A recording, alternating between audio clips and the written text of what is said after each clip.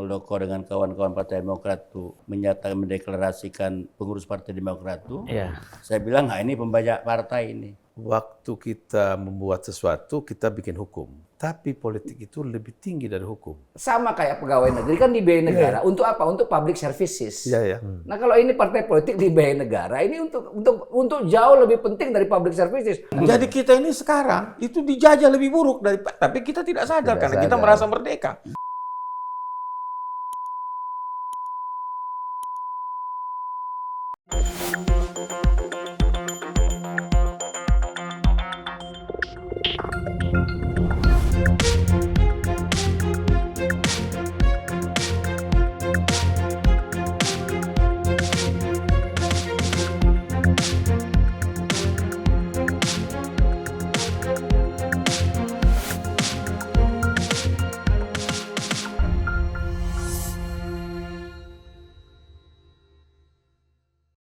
Assalamualaikum warahmatullahi wabarakatuh. Waalaikumsalam. Apa kabar, Bang Bursa? Baik. Zarnubi. Puasa kita aman sekarang. Ya, Ican Lolemba. Siap. Ucok Sinulinga. Iya, Bang Julban, selamat sore. Andi Haryanto. Andi Haryanto. Cuman panggilan terkenalnya Ucok. Ya, Ucok. Orang taunya Ucok. Ucok Golkar. Sejak dia relawan Anies nih, Ucok Sinilunga. Dan apa? Caleg. Cuman waktu caleg aja dia nggak berani pakai Ucok. Orang nggak kenal. Jadi kita ini mendatangi rumah Bang Bursa ya. Saya kira suasananya santai, suasananya rileks. Kita hanya bicara tentang suasana Ramadan. Ya, kalau lihat kopiahnya beliau kan memang terasa betul kita religius. Dan dia, Tiap hari ramai ini kita. dia kan di podcastnya juga pakai kopiah Iya, terus. betul. Iya kan? Kalau saya nonton selalu nggak pernah nggak pakai kopiah kan khasnya. Ya. Dan kita lihat dalam bulan Ramadan ini kita berpikir suasana politik ini agak mereda ya, tapi justru semakin tinggi ya. Tambah gawat. Tambah gawat. Jadi tadinya kita mau bicara puasa politik, jadi berbeda. Jadi Politik puasa. politik di dalam bulan puasa. Ini saya kira yang paling menarik salah satunya ya Muldoko ini kan.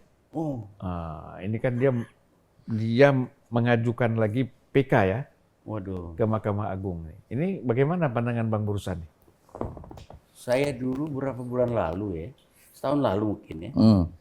Jadi waktu siapa itu Muldoko dengan kawan-kawan Partai Demokrat tuh menyatakan mendeklarasikan pengurus Partai Demokrat tuh, saya bilang ini pembajak partai ini.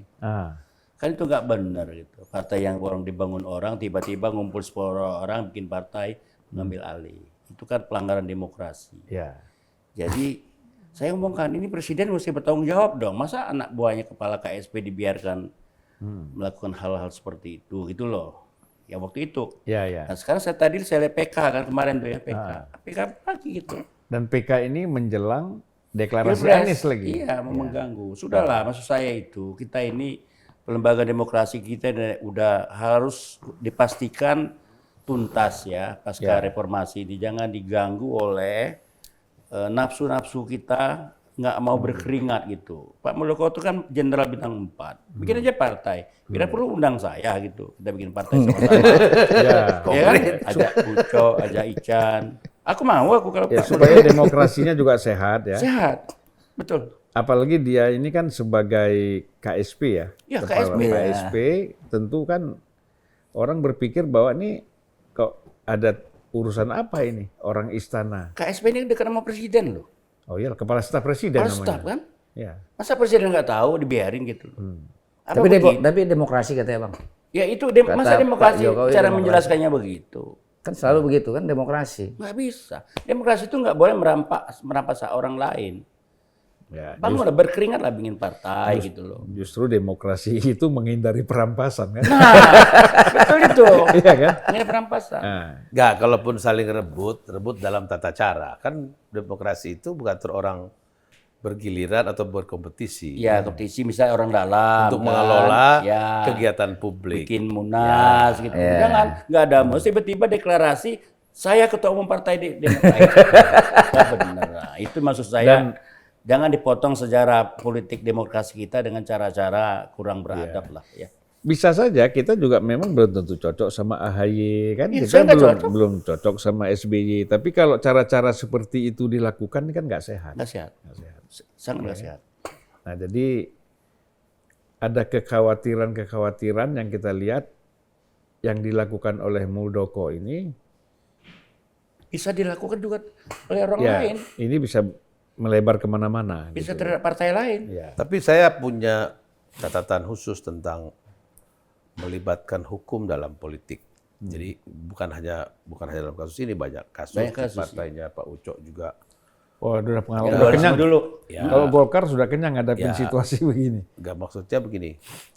Misalnya ada orang ingin menjadi ketua umum partai dan dia berjalan kemana-mana, berkampanye, terus menjelang musyawarah nasional misalnya orang-orang partai tingkat 2, kabupaten kota, provinsi tanda tangan, bikin traktat.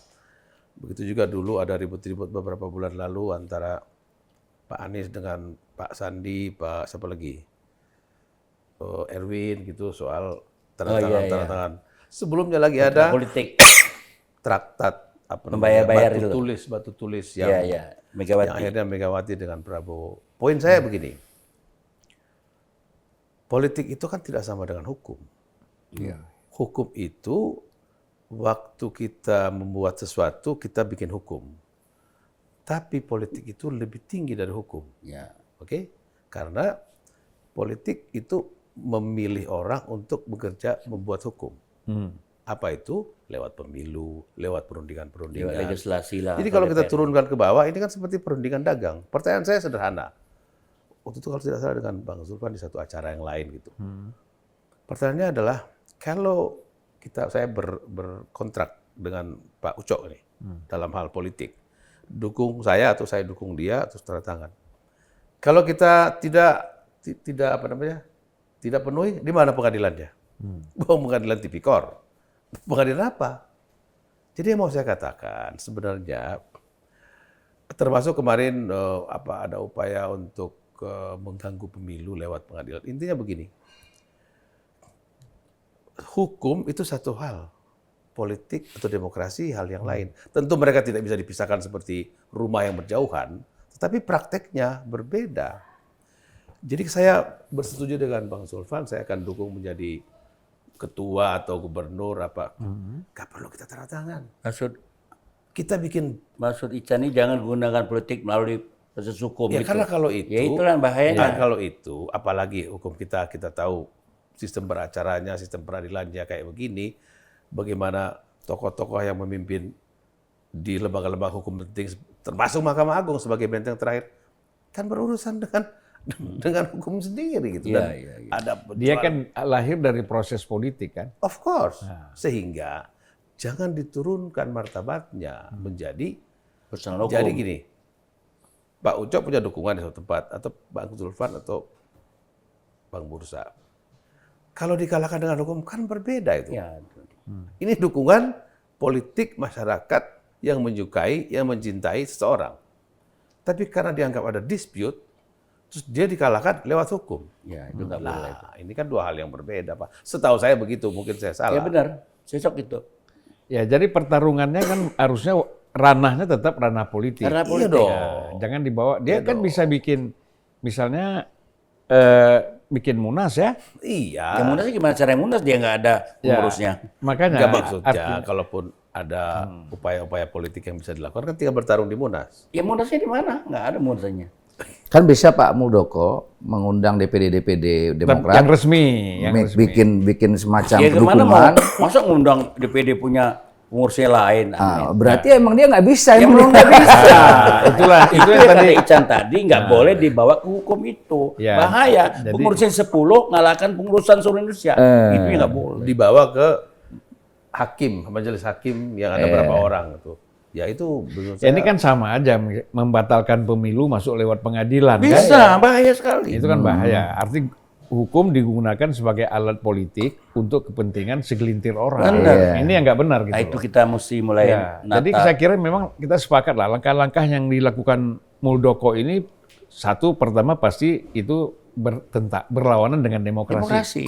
Prinsip Ya kan? demokrasi bertentangan. Nah kemudian ini ada kesewenang-wenangan, Betul. walaupun berlindung di balik hukum. Betul. Gitu, itu nggak benar. Ya, jadi dia hanya membutuhkan legitimasi. Ya. Gitu loh. Sekali lagi saya ingin gini, supaya kita tertib. Ini kan membangun sistem katanya kan. Beliau ini caleg. Masa dia minta tanda tangan kepala-kepala desa? Kau dukung saya? Ya. Pertama tanda tangan itu pasti tidak berguna. Iyalah. Ya kan? Kan dia akan seperti basa-basi. Dan atau yang kedua, kalaupun dia tanda tangan, terus dia nggak laksanakan, emang tahu dari mana? Terus kalau tahu, emang mau dibawa ke pengadilan Iya, apa? betul. Gitu loh. Lucu sekali ini. Kurang lebih begitu.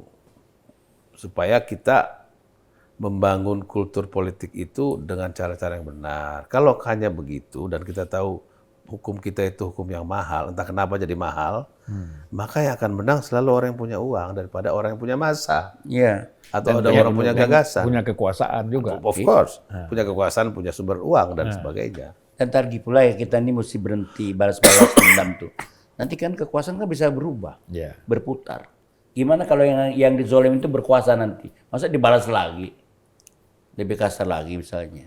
Jadi kita mungkin Dan Bagaimana? Ini kita ini ngobrol begini, di antara kita semua, kita berempat ini, yang masih punya kartu politik aktif cuma beliau. Kita Iya. ini. kita enggak. Ya, Jadi bagaimana? Jadi bagaimana lihat kemarin ini soal koalisi besar ini. Jadi kan sudah ada KIB, kemudian ada lagi satu koalisi kir. Indonesia Raya ya. Indonesia Raya, Kir. Sekarang kan katanya koalisi kebangsaan.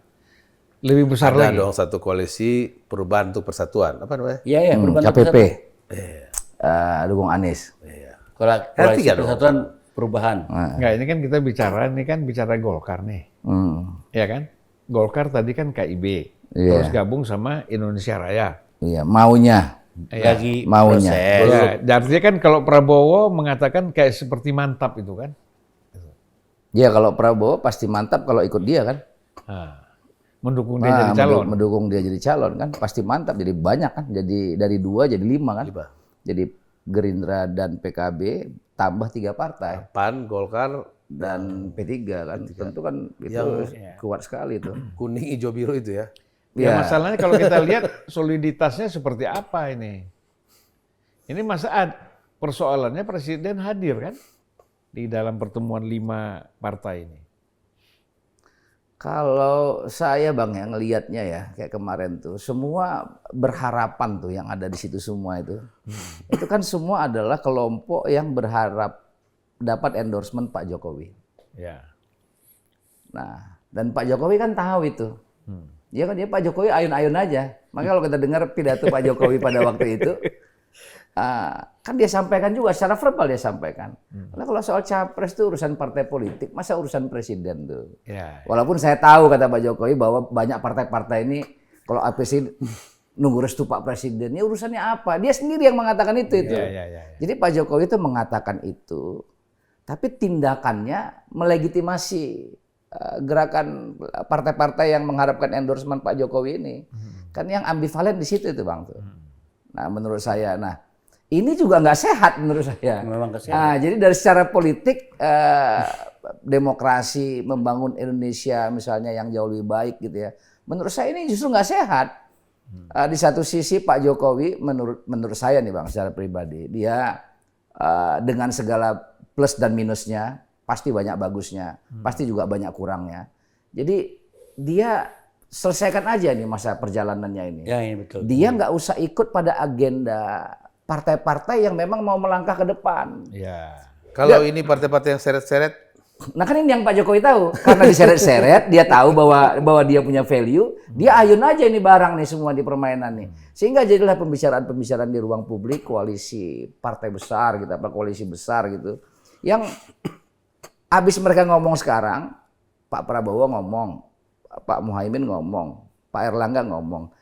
Ya besoknya jajaran di bawahnya ngomong beda lagi itu. Iya. Nah beda lagi itu artinya apa? Belum sampai bawah pun masih di atas juga udah beda.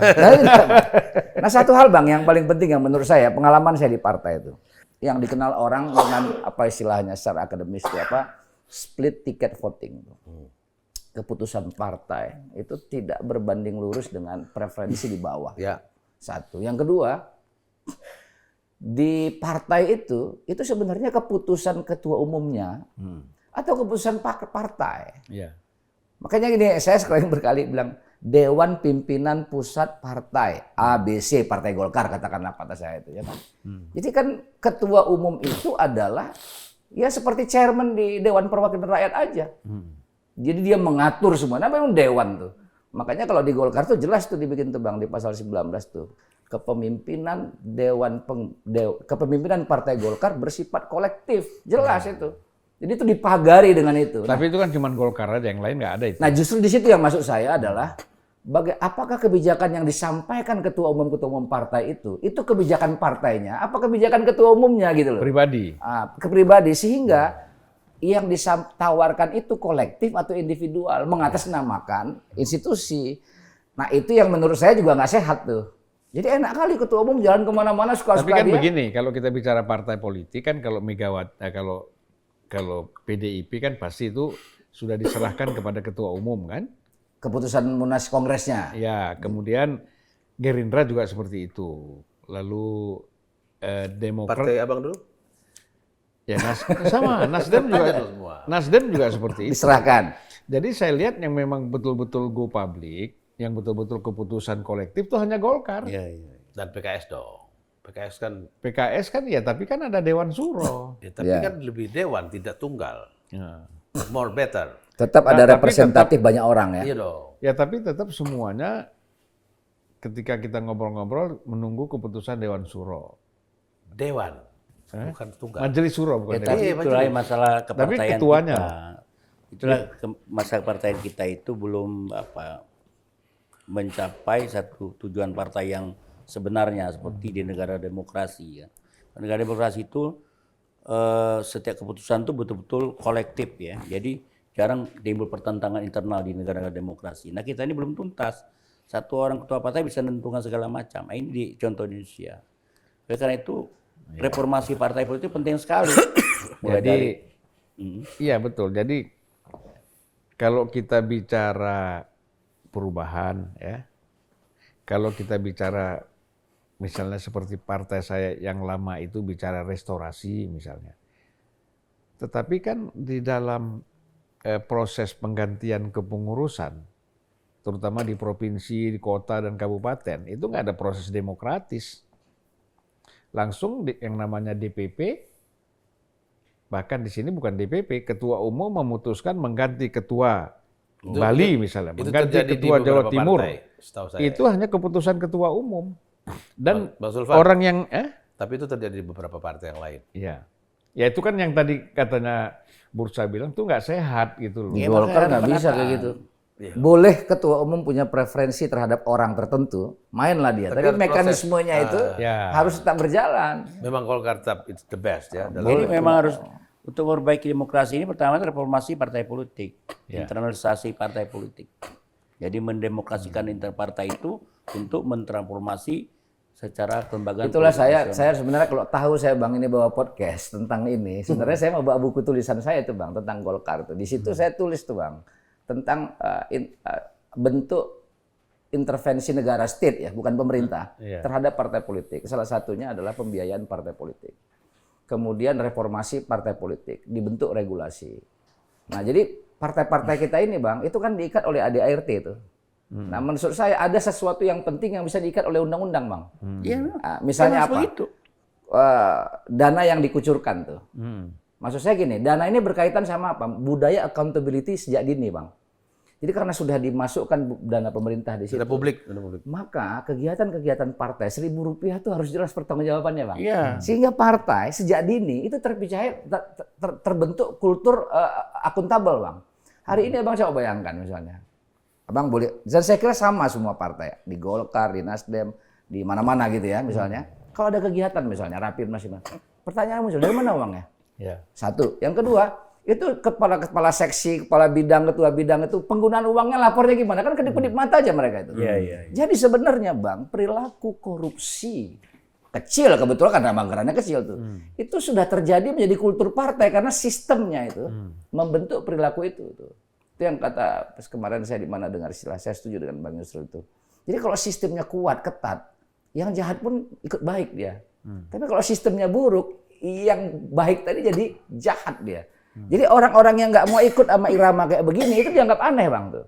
Nah itu saya bilang itu masukkan dana partai di situ. Dulu almarhum Cahyokumolo mengatakan 10 triliun kecil tuh, nggak sampai 5% dari APBN kita. Nah tapi kan di trace oleh BPK itu penggunaannya macam-macam, diperiksa, diaudit macam-macam. Ya langsung karena dia harus karena menggunakan dana negara. akuntansi negara. Nah yang kedua, pengurusnya juga bisa diatur oleh undang-undang Bang.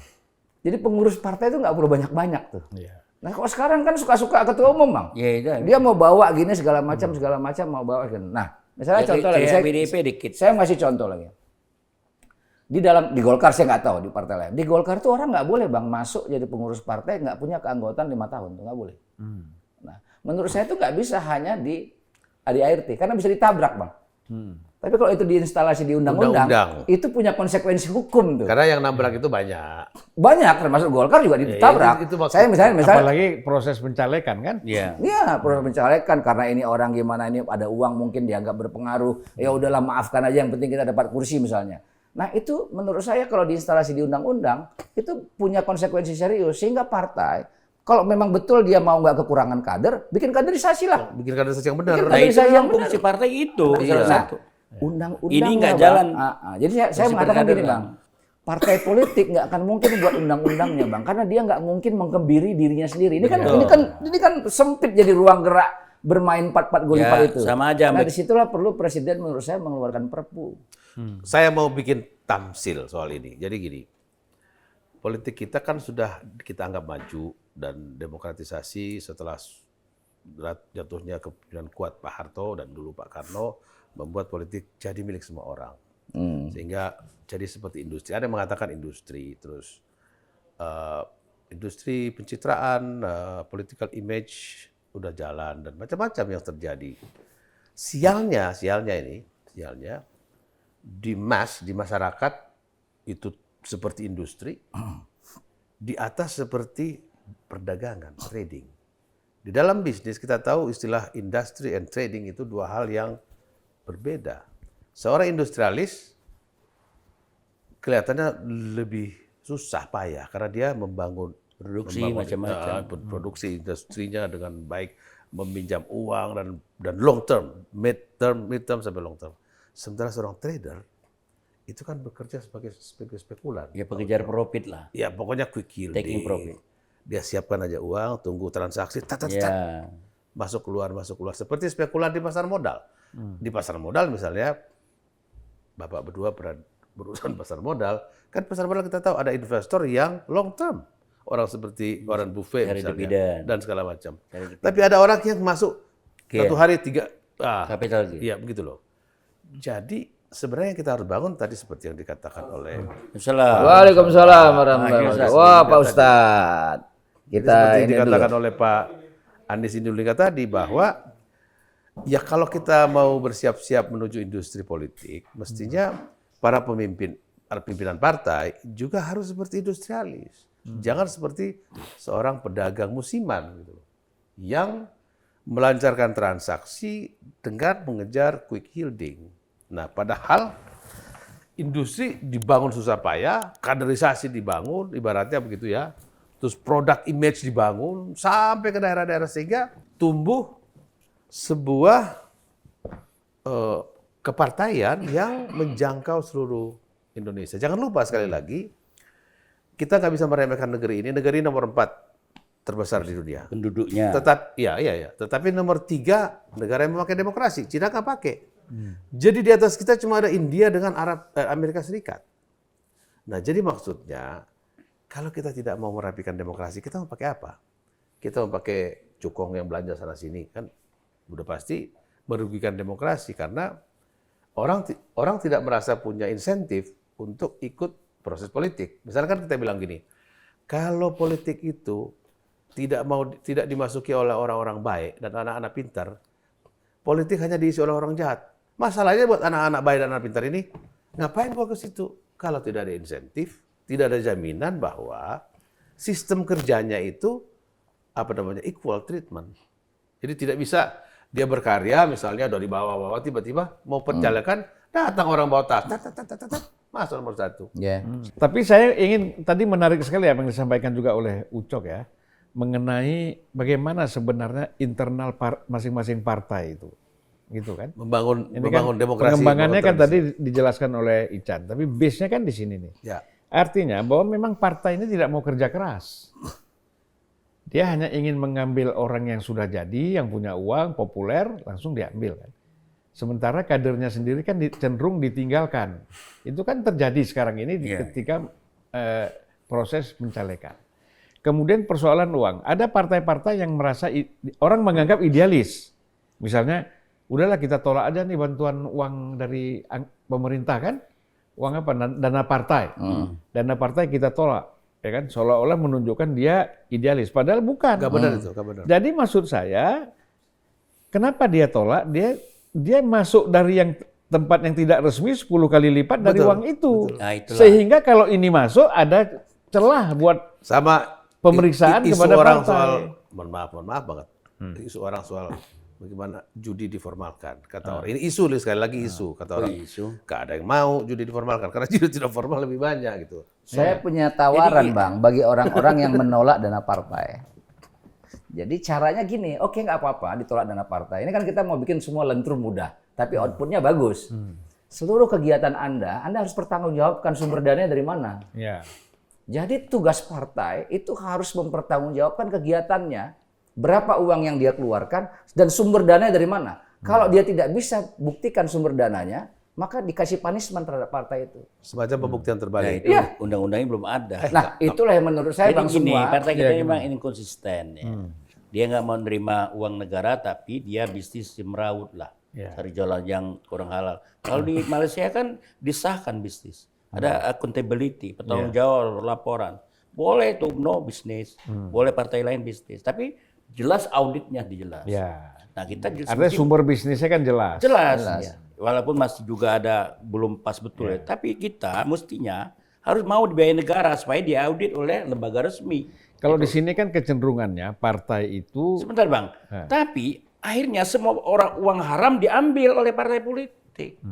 Dan lebih besar dari yang bakal disiapkan negara. Itu kita tidak konsisten, inkonsistensi itu. Misalnya begini, undang-undang perampasan aset segala ini. DPR pasti nolak. Ya ngapain? Kan ini lapangannya. Kita jujur aja ngomongnya.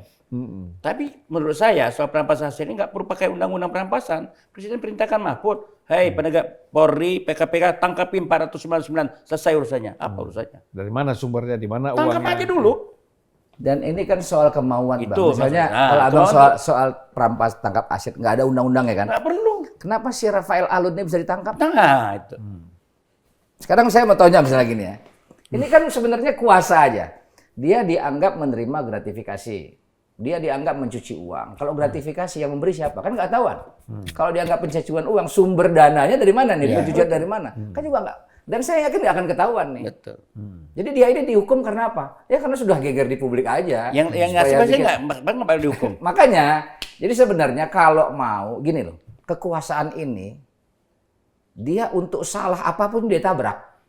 Masa untuk benar nggak bisa gitu loh maksudnya. Ya. Maksud saya itu Bang. Jadi kalau mau berbenah dari sekarang lah, dari yang mulai ini. Jadi persoalan kita ini kan tadi Ican betul tuh, hulunya itu politik. Karena itu partai politiknya harus direform dulu. Kalau partai politiknya nggak sehat, ini semua ke bawah nggak sehat nih, nggak akan sehat. Orang pabrik dia mengirim orang untuk bikin hukum. Siapa itu? Orang di DPR kan bikin hukum, orang di DPRD bikin perda. Itu kan pabriknya dari partai. Jadi kalau ini hulu hilir itu tadi, loh kalau air becek itu tidak dibersihkan dari hulu, becek terus ke bawah. Mohon maaf, kosakatanya terbatas untuk mengatakan itu. Ya barangkali Ustadz bisa membantu kita mencernihkan masalah. Mencerahkan bangsa ini yang udah gelap ini. Gimana Pak Ustadz? Gimana? Kami ini bicara partai politik kita yang gawat ini. Ya kan? Ya saya sih setuju bahwa memang masalah kita itu di partai politik. Karena Ini bicara sebagai pendiri Partai Demokrat ya? ya boleh saja. Sebagai orang alim juga bisa. Karena saya melihat bahwa kan sumber daya manusia dari perpolitikan kita itu kan mestinya dari partai politik. Ya. Sebenarnya kita kan punya undang-undang partai politik. Tapi sejauh mana undang-undang itu dijalankan oleh partai politik? Siapa yang mengawasi? Sampai hari ini tidak ada lembaga yang mengaudit partai politik apakah mereka menyelenggarakan organisasi partai politik mereka sesuai dengan undang-undang. Yang antara lain mengatur misalnya iuran. Nah, sebagai partai politik kan mestinya ada pertanggungjawaban.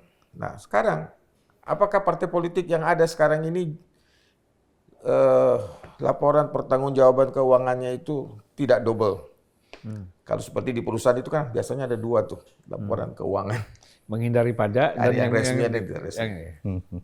Nah, gosipnya saya dengar katanya salah satu yang selalu bagus laporannya, mohon maaf, bukan partainya Pak Ucok, PKS katanya ini. Katanya. Ya, gosip. Ya bisa jadi, wallahu alam. Tapi yang jelas ya memang seharusnya kan partai politik ini juga sebenarnya sarana kaderisasi ya. Dulu juga cita-cita ya semua partai seharusnya kan termasuk kita Demokrat ketika awal mendirikan ya kita inginnya ini partai kader, partai modern semua. Tapi kenyataannya kan tidak jalan, tidak ada kaderisasi, Di Demokrat tidak ada. kaderisasi dong. Hah? Kan sekarang muda ini. Ya tidak, dulu sempat saya bersitegang dengan ketua umum karena dia menganggap pelatihan biasa atau seminar biasa itu sebagai kaderisasi. Akhirnya kita setuju buat kaderisasi, tapi itu hanya berlangsung waktu itu hanya sekali. Nah seharusnya kan ada proses bottom up-nya, seseorang itu jadi pengurus, kemudian ya seperti yang tadi dikhawatirkan bahwa sekarang kita mengambil orang dari luar untuk menjadi politik, ya karena kita melihat oh dia orang populer, karena yang kita lihat popularitasnya.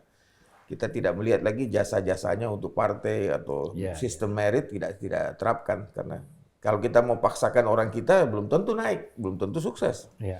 Jadi akhirnya kita memberi kesempatan. Dulu sebenarnya saya sempat mengusulkan bahwa sistem misalnya proporsional terbuka itu tidak seterbuka seperti sekarang. Jadi tetap bersyarat. Waktu itu saya usulkan, kemudian Demokrat setuju bawa ke DPR, tapi DPR nolak waktu itu. Akhirnya kita menerapkan internal. Sistem campuran. Akhirnya menerapkan internal. Saya ketemu langsung Pak SBY mengatakan, Ustadz kita sudah perjuangkan tapi kita kalah. Ya, kita terima Ditolak saja. oleh partai Ucok juga ya? Ditolak oleh partai Ucok. Ya, semua partai, hampir semua partai besar pada waktu itu menolak. PBR Usulannya juga mix PBR. ya, mix. Kalau saya usulannya tidak serta-merta orang itu harus ikut Caleg. terbuka. Jadi terbuka itu hanya apabila orang itu memenuhi perolehan jumlah tertentu. Misalnya 20% atau 30%, baru dia. Jadi jangan selisih 2-3 orang kader kita tersingkir hanya karena orang lain. Iya. Sebenarnya kan itu dulu udah Itu ramai usul. kita. BPP 30%. Ya, jadi ada minimal dulu. Kalau orang itu mencapai minimal, maka dia dapat terbuka. Sekarang udah nggak gitu ya. Beda Nggak ada. Beda dua satu suara suara aja.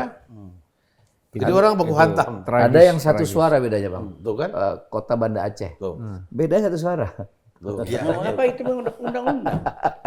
Ya artinya kan yang diusulkan Pak Agus tadi itu benar. Jadi kader partai juga agak terlindungi tuh. Ada terlindungi. Sehingga itu tadi ada insentif orang-orang kayak beliau ini untuk aktif di partai. Dan yang kita sebut tadi anak-anak muda, baik, pintar-pintar. Kan kalau mereka dianggap baik, pintar, dan punya bakat, terus dia bilang, apa jaminannya?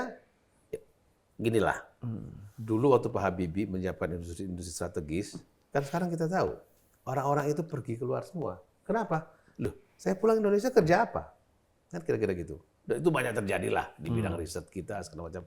Intinya, kalau kita selalu mengagung-agungkan bahwa kita ini punya sumber daya yang bagus, makin lama makin baik, generasi setelah kita baik-baik semua, baik di kegiatan politik maupun industri dan segala macam. Masalahnya adalah mereka tidak dapat kebun yang benar. Akhirnya, saya dulu ada teman yang teknisi pesawat. Dia seniornya lah di Garuda. Dia bilang, itu orang-orang yang mengisi Etihad, Emirates, Saudia, dan satu lagi apa? Qatar Airways. Itu banyak orang kita yang di sini mungkin tidak terlalu terurusi, di sana dia dapat 3 kali gaji. Tapi intinya mereka sebenarnya mau kerja di sini. Tapi kan ini soal loh, kalau dia tidak kerja menjadi teknisi pesawat, dia kerja apa? Dia hanya bisa ke tempat lain. Kan sama dengan keluhan, apa kita ini TKW atau TKI kemana-mana. Loh, orang itu kalau mau kerja di kampungnya kok masalahnya tidak ada pekerjaan. Sama persis dengan ini. Kita minta kalau bisa anak-anak pintar itu masuk politik. Loh, jaminannya apa kalau dia bersusah payah di situ berkarir, membangun satu demi satu kegiatan dan dia jadi matang, begitu mau penentuan daftar calon tetap hilang. DCS juga, DCS masih ada lah misalnya, terus digempur DCT hilang, gimana? Atau Ya, ada nomornya udah makanya melorot. Makanya penting sekali partai itu biaya negara. Jadi partai bisa menentukan perkaderan. Kalau itu clear. Kader Kalau itu terbaik clear. bisa ditempatkan yang tempat yang Ini yang baik. tadi disampaikan. Jangan karena punya modal tiba ngalahkan kader yang sudah Betul. mapan. Yang mungkin tadi dieksplor dan disampaikan oleh Pak Uco dan diteruskan oleh Ustadz Agus. Orang itu kan terlalu miring melihat partai politik. Karena begitu dalam pemahaman mereka, terutama para awam. Tapi sebenarnya kalau kita hitung begini, kita tidak boleh memusuhi politisi dan partai politik. Kenapa? Hanya mereka lah yang punya hak konstitusional untuk membuat undang-undang, membuat jembatan di mana, itu kan proses politik. Jadi, kalau kita serahkan sebagian dari anggaran publik kita, sama dengan waktu kita memutuskan 20% Untuk pendidikan. untuk pendidikan, kita anggap penting lah, oke kita setuju, tentu kita mungkin tidak setuju. Tapi politik ini terlalu penting untuk dibiarkan, udahlah kayak anak ayam kau cari di hutan sendiri, rezeki. Jadi dia dikasih biaya yang tidak signifikan, dia ambil sedikit, tapi habis itu kader-kader disuruh cari uang. Ya, KTP lah misalnya. Ya pokoknya disuruh dikatakan, Gelondong. kenapa kau harus cari uang? Kita butuh, kayak tadi kata Uco, mau bikin acara partai, uang dari mana? Mau bikin munas, uang dari mana? Padahal kan gampang, begitu partai itu punya perolehan suara, kan tinggal hitung berapa pengkalinya. Satu suara itu berapa? Harus signifikan dong, supaya muncul sebuah pembiayaan yang dipelototin semua orang. Seluruh Indonesia bisa cek, karena dia masuk dalam sistem akuntansi negara. Dan dia diperiksa oleh BPK secara berkala, dan mungkin ada lembaga-lembaga lain. Kalau enggak, kan payah kita. Kita tidak tahu partainya Pak Uco atau partainya Ustadz Agus bikin kegiatan.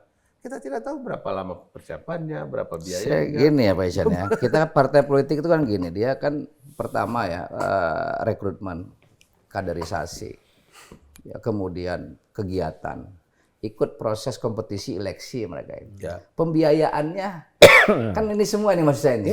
Jadi yang saya masuk dengan pembiayaan menopang ini semua itu sebenarnya adalah membangun kultur accountability itu.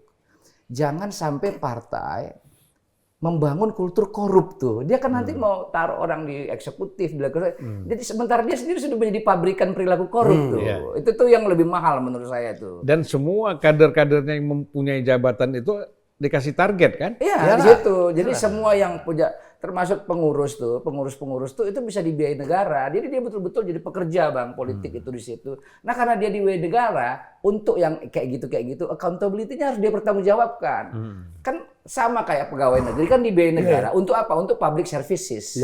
Nah, kalau ini partai politik dibiayai negara, ini untuk jauh lebih penting dari public services, membuat undang-undang. Karena itu saya ini. Misalnya gini contoh itu. Apa kaderisasi itu? Di Golkar Bang semua ada Bang. Maksudnya sudah ada. Misalnya kader fungsional. Apa dia? Mau dia di bidang ekonomi pembangunan. Nanti kalau di DPR dia komisi 11 misalnya. Dia memang dia concernnya adalah kebijakan pendidikan. Nanti di komisi 10 dia gitu.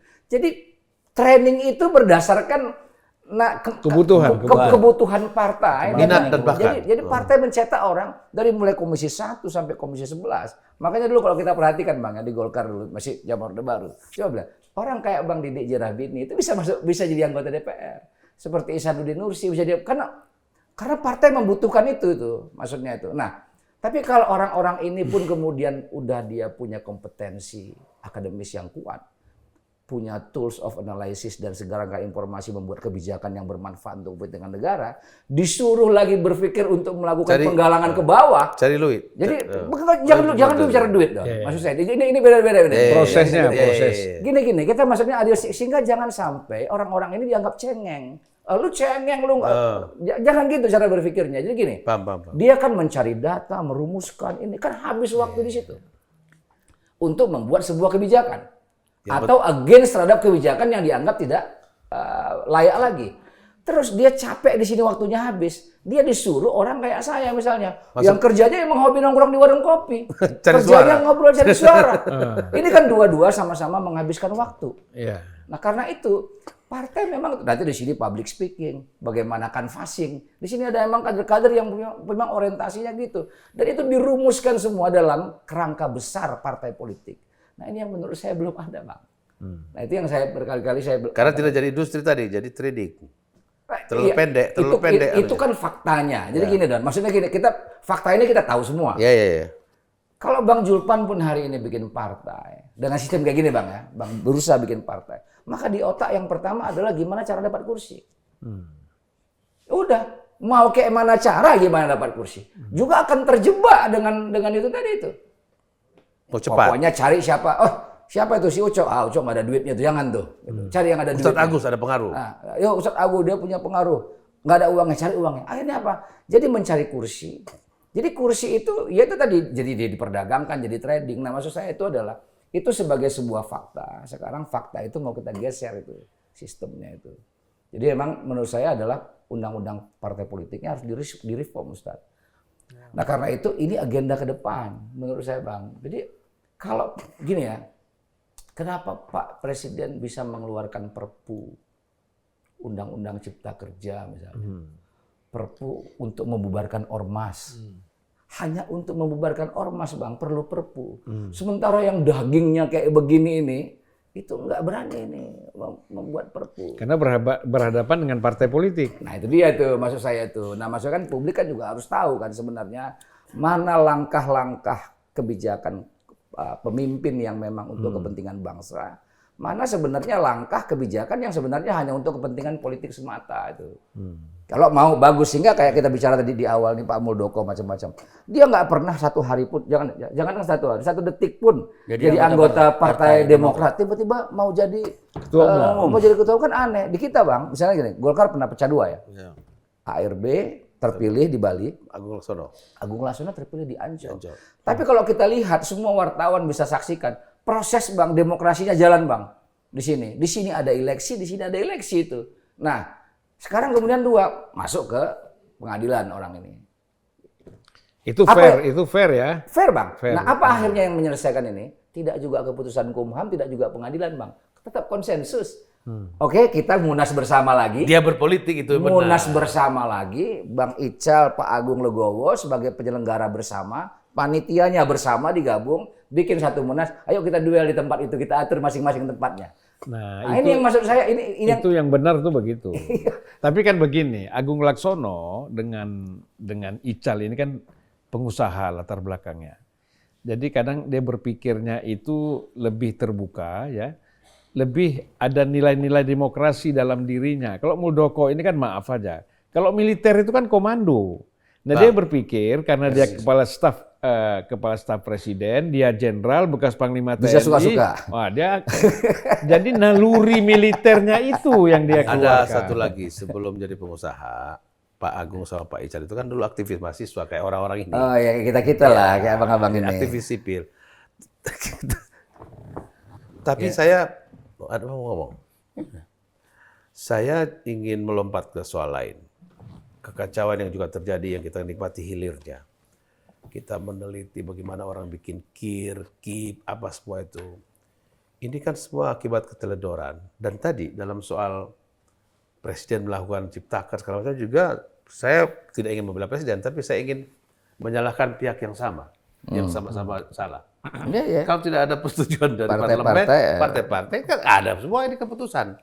Kemarin Pak Mahfud geleng kepala ketika ada bilang tergantung bos. Nah, itu jujur, itu pernyataan jujur. Iya, jadi maksud saya presiden yang namanya Joko Widodo atau Susilo Bambang Yudhoyono itu salahnya selalu 50% Pak. Kalau kita tidak suka keputusannya, karena parlemen ikut. Yang harusnya mengontrol. Iya dong. Undang-undang itu hanya bisa lahir berdasarkan dua pihak ini. Termasuk undang-undang menyangkut APBN, gitu kan. Jadi maksud saya ya sudah, jangan karena banyak orang ini di parlemen, kita salahkan terus presiden. Saya tidak sedang membela orang, saya sedang bicara sistem betapa kita harus adil. Kita boleh marah presiden, masa kita tidak marah orang ratusan orang itu yang plat nomornya sekarang udah makin Presiden dan kawan-kawan. iyalah di parlemen lah. yang kedua ini Pak Bursa soal threshold. Kita memang ingin sekali membuat partai politik ramping, jumlah partai politik ramping. Tapi nggak usah pakai cara yang terlalu keras. Jadi gini, bahwa penelitian ketersediaan kantor, infrastruktur itu benar layak dilakukan. Nah, kau kalau bikin partai, kalau tak jelas kau punya pekerjaan dan tak jelas kau punya kantor, segala macam nggak bisa. Tapi waktu mereka lolos, katakanlah 20 partai, tidak usah dikenakan threshold bagi parlemen dan pemilihan presiden. Kan kita pernah coba waktu awal-awal 2000. Iya, udah benar. Kenapa harus dipotong Iya gitu kan? loh. Kan yang perlu dia bersekutu di parlemen. Dan di negara biasa juga itu orang bersatu, bikin koalisi, bikin... Di Inggris juga banyak partai, Amerika banyak partai. Jadi ada partai yang hanya kuat di 2 kabupaten, 2 provinsi. Dia kirim 1 orang, tak apa. Daripada dia kehilangan suara sama sekali. Karena apa? Di situ dikuasai oleh satu sub-etnik lain misalnya. Itu satu. Yang kedua, dalam penentuan presiden. Kalau 20 orang itu boleh calonkan presiden, calonkan aja. Mungkin jadi 10, mungkin jadi 20, mungkin jadi 15. Tapi yang penting pada putaran kedua. Di Iran kalau saya tidak salah ingat, tahun sekian, zaman apa dia aja terpilih kalau tidak salah. 70 peserta pilpres. Baik dicalonkan partai, pernah ya? Maupun dicalonkan pribadi. Sekarang nggak ada partai. Nggak ada partai. Enggak, maksudnya emang kacau itu kan tidak kacau. Di Prancis banyak. Kita pun waktu itu 5, waktu 2004. Ya, ada pasangannya. Oh, pilpresnya. Ya kan? Iya. Ya. Mega Prabowo. Ada Amin Rais dengan... ada Wiranto segala. Siswono. Ya. Wiranto. Wiranto dengan Salahuddin Wahid. Kurang lebih begitu. Apakah kacau? Kan tidak. Begitu putaran kedua SBY JK melawan Mega Hashim, kayak friendly game, gitu loh. Jadi yang mau saya katakan, bahkan pengamat pun pusing meneliti sebenarnya apa yang kita mau pakai jadi variabel analisis gitu loh. Sana ketemu, sana bikin nasi goreng bareng, sana makan bareng, sana naik kuda. Kita akhirnya ilmu politik kita kehilangan makna. Karena tidak ada unit analisis yang solid. Ketemu. Dia lagi, ini ketua partai ini kok ada terus dia ketemu orang lain. Sebenarnya apa yang dia mau katakan? Komunikasi sama siapa aja baik katanya. Iya. Tapi kalau saya melihat gini, Chan ya, nanti mungkin Tapi kan ditambahin. itu kan hanya mencari rumusan 20% tadi. Yang, mohon maaf, saya tidak boleh pakai kata bodoh. Yang anehnya begini. Partai kita kecuali PDIP tidak ada yang 20%. Kenapa bersetuju pada presidensial threshold 20%? Itu satu. Kedua, itu kan out of nowhere. Apa alasannya? Kalau saya begini aja, kalau tidak mau bikin 0%, bikin misalnya 2% deh. Oke? Nggak usah harus 0%. Jadi parlemen sama presidensial Harus kita buka dulu ruang. Habis itu ada kompetisinya kan? Kan pasti ada yang kalah, ada yang cuma putaran kedua, ada yang masuk putaran kedua. Itu sangat biasa. Jadi tidak perlu lagi, aduh bagaimana ini. 2 tahun loh, publik ini disuguhi adegan drama yang mungkin lebih dari drama Korea. Kesana kesana. Kita ini gini ya, kita ini nggak ada lembaga riset ya yang hadir pada hari ini.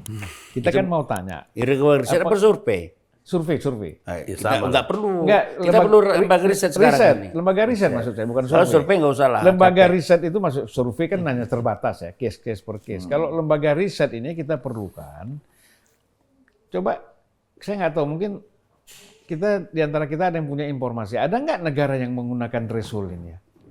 Nggak ada. Ada ya? Nggak ada. Negara seluruh dunia nggak ada. Nggak ada. Kan ini aneh sendiri kita. Nggak ada. Ya artinya ini kan membatasi orang ya. Jadi gini Bang, kita ini mesti ada komitmen ya. Satu, kita ini pluralistik. Tahun 55 kita ada 170 partai, lebih kurang. biasa-biasa Biasa aja, aja. normal. Nggak ada ribut. Karena untuk menampung berbagai aliran, aspirasi kelompok masyarakat. Itulah partai politik didirikan kan, Ya.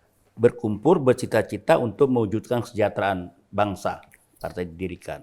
Sejarah kita sudah membuktikan 55 nggak ada masalah. Nggak ada. Itu lebih keras dulu tuh kan main ideologi kan, aman.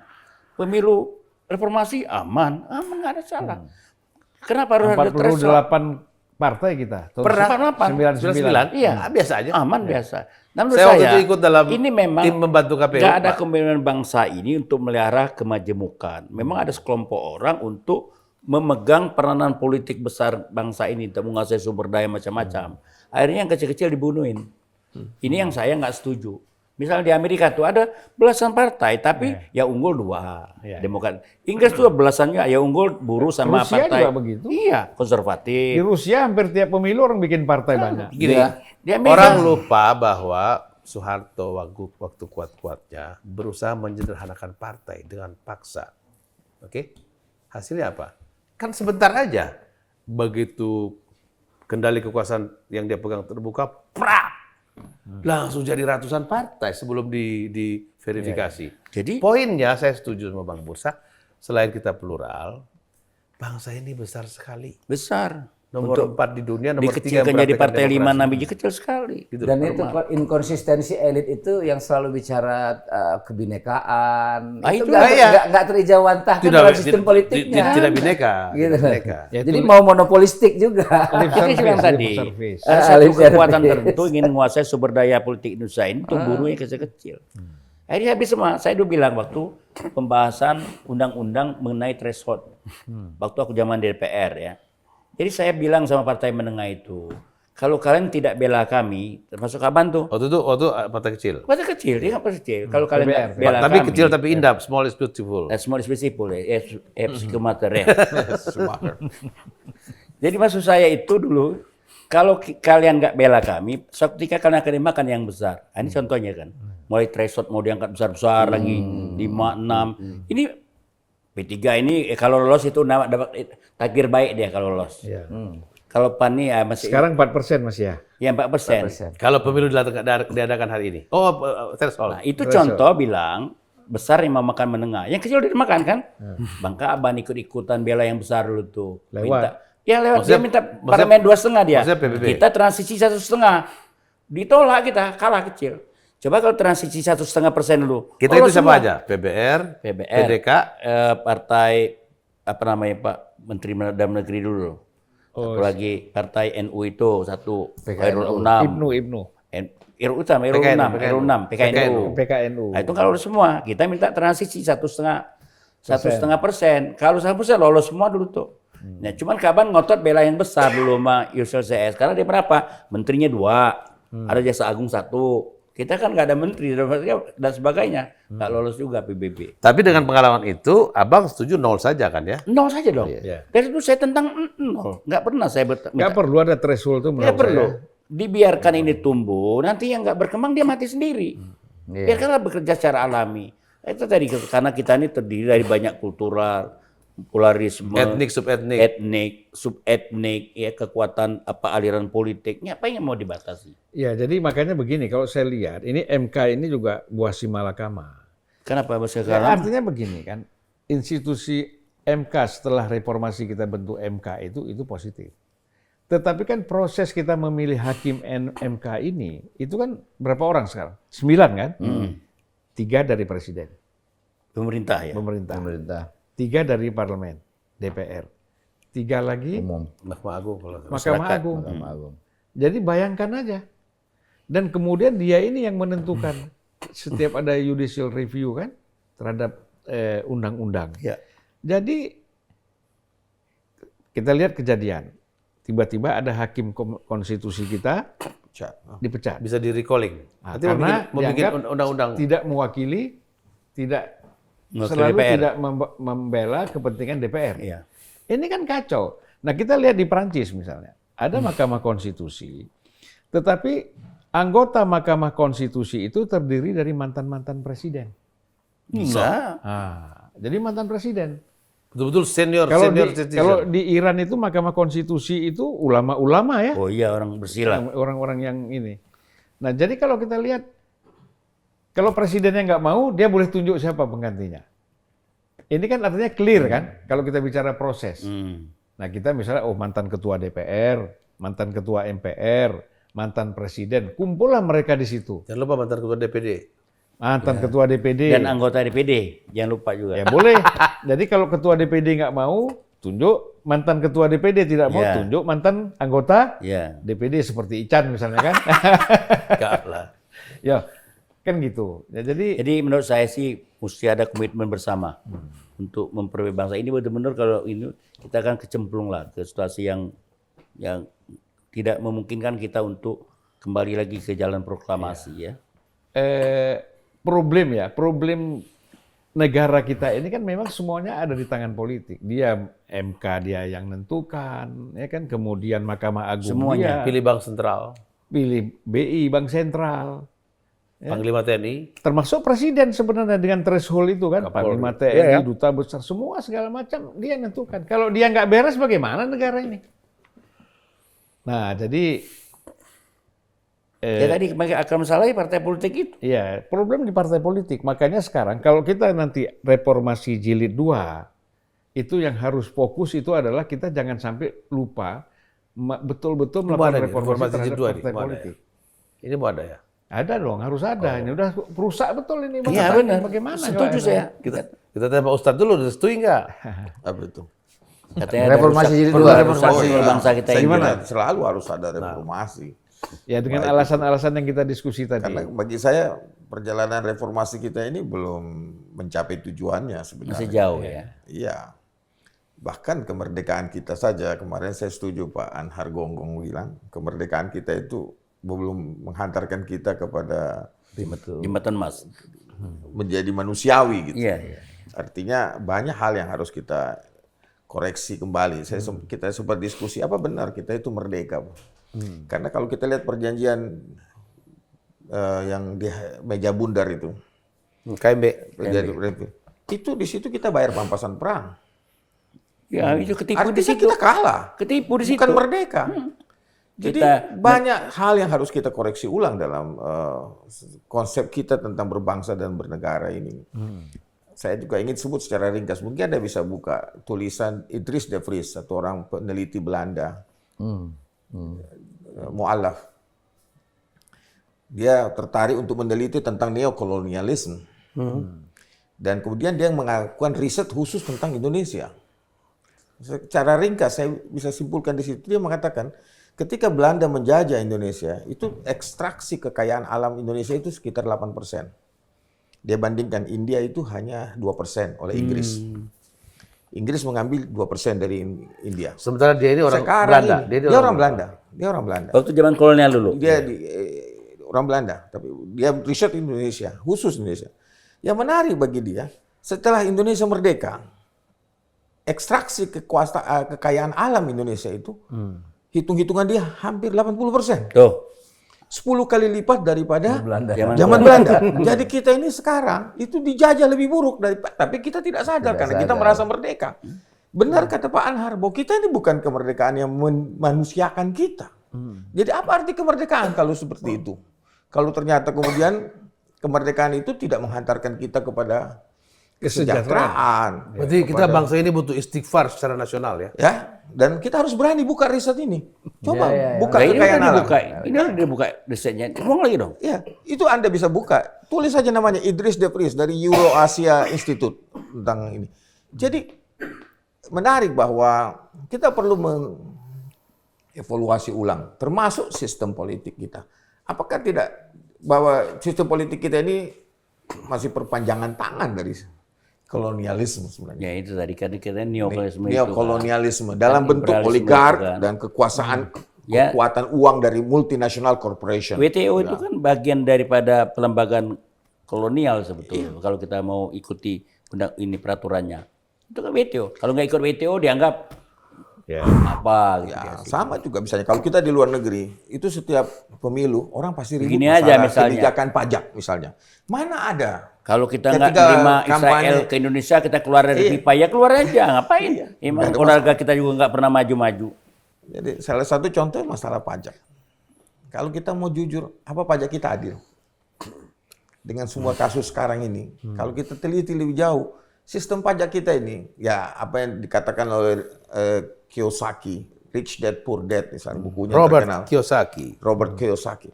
Dia bilang dalam sistem pajak yang ada sekarang ini, orang kaya itu membayar pajak lebih sedikit dari orang miskin.